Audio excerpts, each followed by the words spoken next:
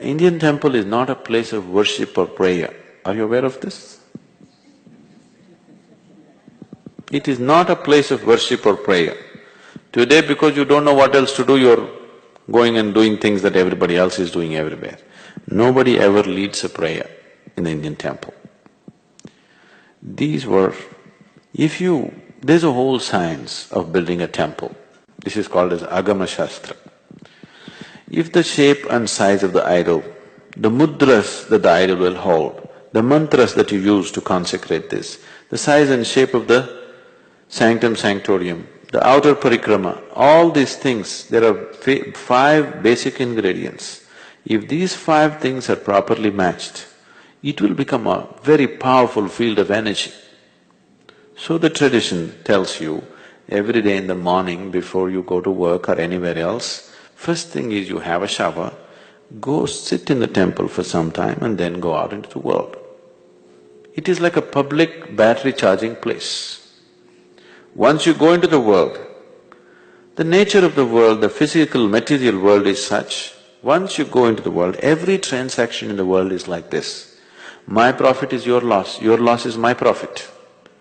If you are not in a certain way, there is a possibility of friction in every single transaction in your life. Do you see this? Because every transaction is a friction if you are not in a certain way within yourself.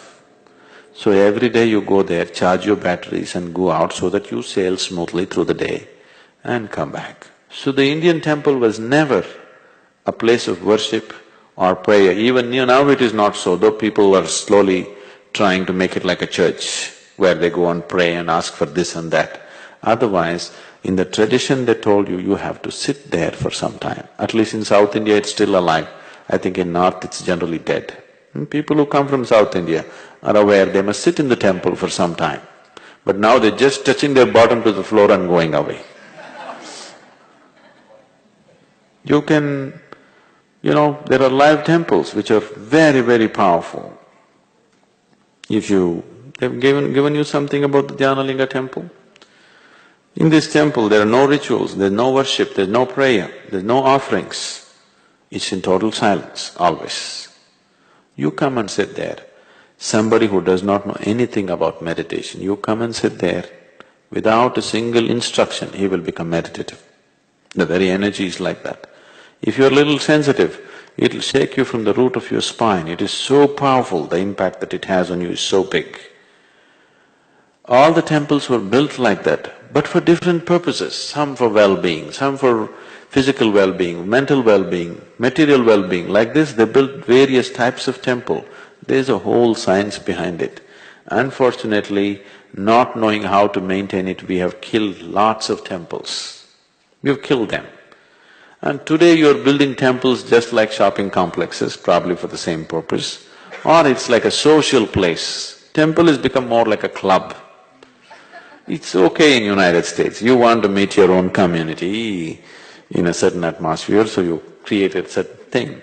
But the temple in its original form is a very powerful energy center. It is like a big induction for people to get inducted into a completely different dimension of life. Oh, that should not go. That should be there in the world, it's very, very important. But the science of it has been generally lost. It is just being done ritualistically, not knowing the intricacies of what it involves.